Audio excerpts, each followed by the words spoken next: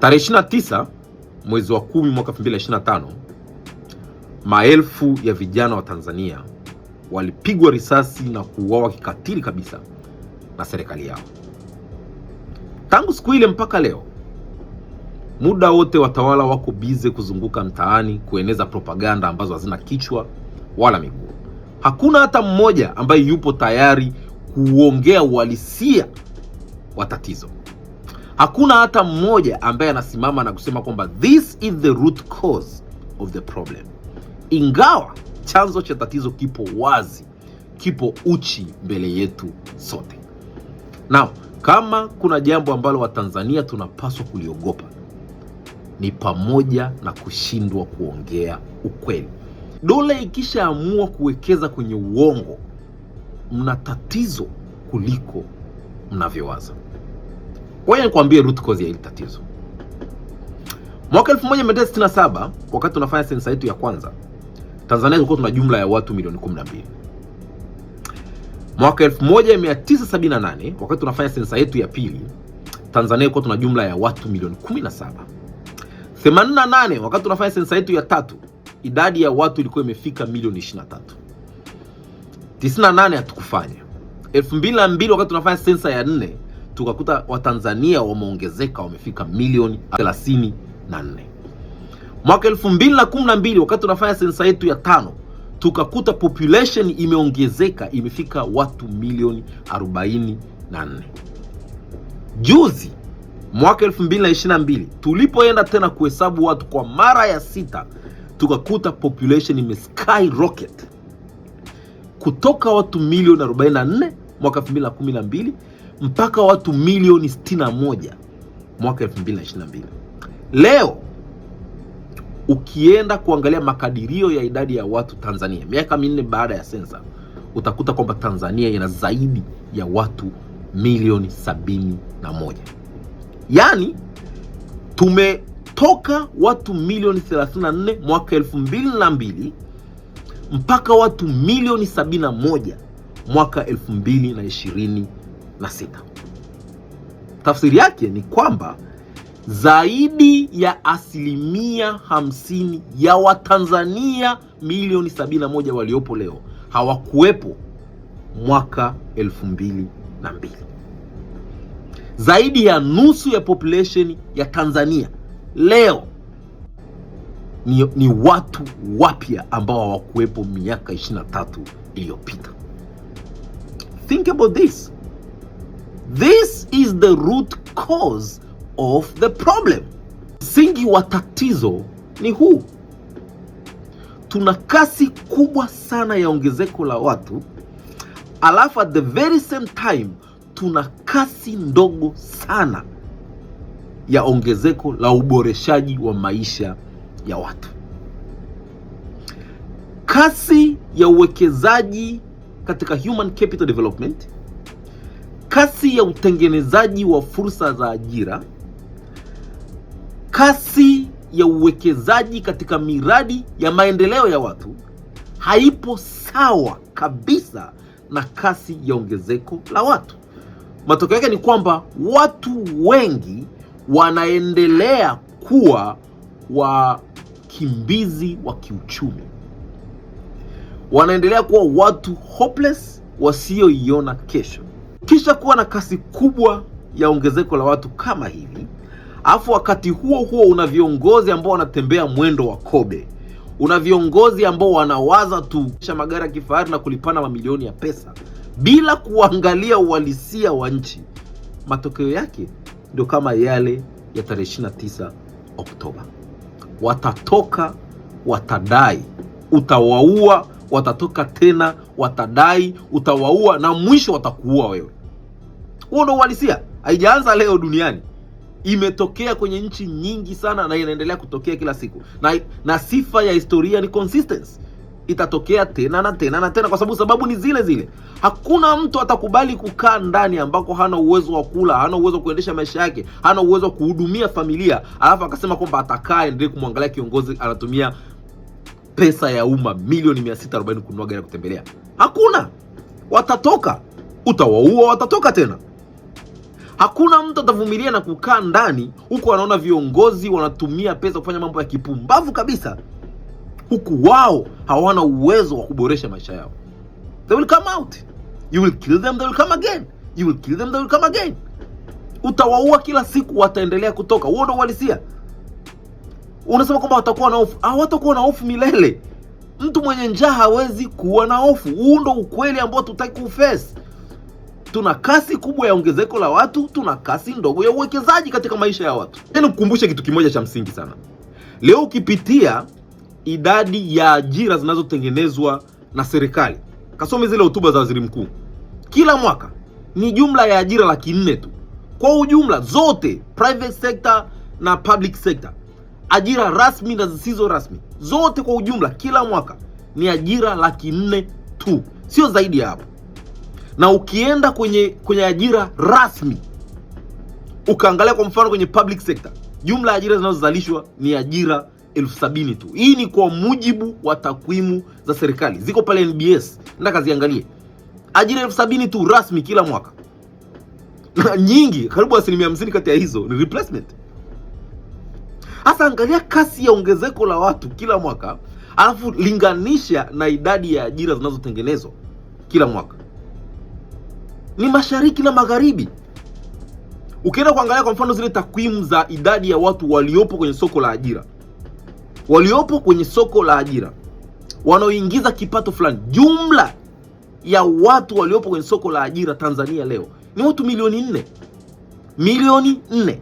Now, takwimu za population zinatuambia kwamba 35% ya Watanzania ni vijana kati ya miaka 15 mpaka 35. Ukichukua ile idadi ya watu milioni 70, ukatafuta 35% yake ni ngapi, utakuta kwamba ni zaidi ya vijana milioni 20.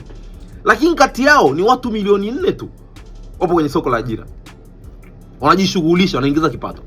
Tafsiri yake ni kwamba zaidi ya watu milioni 16 plus vijana tu wapo wamezagaa huko mtaani, hawana uhakika wa kipato.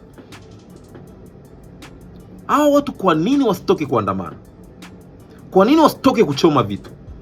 Kwa nini wasitoke kuharibu mali? Think. Now, na sio kwamba tu wapo wamezagaa mtaani hawana ajira katika eneo ambalo wanaona kabisa viongozi wao wanapambana, wanajifunga mkana fulani. Hapana. Wapo katika mazingira ambayo wanaona wamepuuzwa kiuchumi, wamesahaulika kiuchumi, wameachwa kiuchumi. Alafu wakati huo huo wanamuona kiongozi wa umma anaendesha gari ya milioni 640. Kwa nini wasikuchome moto? Wakati huo huo wanasikia mbunge analipwa milioni 500. Kwa nini wasichome bunge? Wakati huo huo wanasikia mkuu wa wilaya anajengewa nyumba ya milioni 500. Kwa nini wasichome ile nyumba mkuu wa wilaya? Vitu vingine viko wazi kabisa, viko uchi. Na utaenda kuwapiga watu risasi, utawafanya nini, utawaua, lakini they have the right. Wana ile natural right ya kuresist na hata kukuua, kwa sababu you are tampering with their lives. Umewapuuza, umewanyima haki ya msingi kabisa, haki ya kuishi. Binadamu yote ana zile haki natural za msingi, freedom, justice and pursuit of happiness. Kila binadamu anayo. Hawa vijana ukiwanyima fursa ya kuingia kwenye ajira, ya kuingiza kipato, ya kuboresha maisha yao, umeua future yao na future ya watoto wao na future ya vizazi vyao. Umewalazimisha kuwa mzigo kwa familia zao. They will come out and kill you. Watachoma kila kitu. Wataenda kwenye vituo vya mwendo kasi, watavichoma. Kwa nini wanachoma? Kwa sababu wanahisi sio mali yao. Wataenda kwenye majumba ya serikali, watachoma. Kwa nini wanachoma? Kwa sababu wanahisi sio mali yao. Wataenda kwenye kila kitu, watachoma because they don't feel they belong. Mmewatosa, mmewaseta, mmewaeka pembeni. And then at the very same time mnacheza wazi kabisa, wanaona kabisa hawa wajinga wanacheza na maisha yetu. Hasa katika mazingira kama haya ambao watu wameachwa, watu wamesahaulika, watu wamepuuzwa kiuchumi kiasi hiki, ndio wanasikia kiongozi anatumia trilioni 1 kusimamia igizo la uchaguzi. Kwa nini wasikuchome moto? Fikiria tu. Wanasikia kiongozi anatumia mabilioni ya pesa za Watanzania kununulia watu ma V8. Kwa nini wasikuchome moto? Hivi vijana wa pale Lindi, kwa nini wasiende kwenye ofisi ya katibu tawala mkoa na kuichoma moto? Ikiwa wanasikia katibu tawala mkoa anatumia milioni 640 kujinunulia gari ya kutembelea. Yaani katika mazingira ambao wao hawana ajira, kiongozi wao wa mkoa anatoa milioni 640 ambao ingeweza kutengeneza mradi wa maendeleo na kuwapa wao ajira, anaenda kununua gari ya kutembelea. Kwa nini wasikuchome? Kwa nini wasikuue?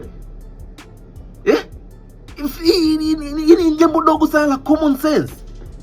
Katika mazingira ambao vijana hawana ajira, kwa mamilioni wamesetwa, wameachwa huko mtaani, kiongozi anatangaza wazi kabisa kwamba anaenda kutumia milioni 500 kukarabati nyumba yake ya kuishi.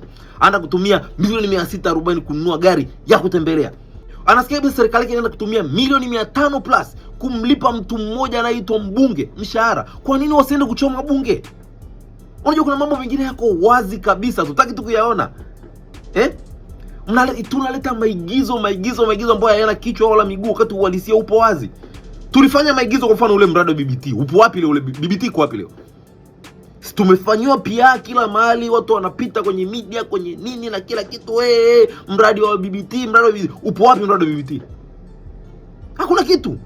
Ni masiara. Nataka kasome report ya CAG kuhusu mradi wa BBT, ucheke ufe.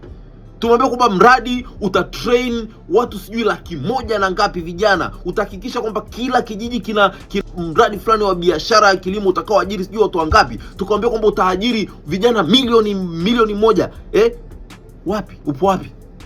Upo wapi leo? CAG anakuambia ni vijana 500 tu. 500 tu wamekuwa recruited. Na kati yao zaidi ya 90% baada ya mafunzo wameachwa. Hakuna kitu chochote kinachofanyika. Porojo. Wakati huo watu wanajilimbikizia mali, watu wanapiga mabilioni ya pesa. Kwa nini hawa vijana wasitoke kwenda kuwachoma? Na mtatoka, mtawapiga risasi, mtapambana nao kweli, mtatumia all these coercive instruments ambazo mnazo, lakini they will still come out. Na siku ya mwisho watachoma kila kitu. Wataenda airport, wataichoma kwa sababu wanahisi kwamba hii airport sio ya kwetu.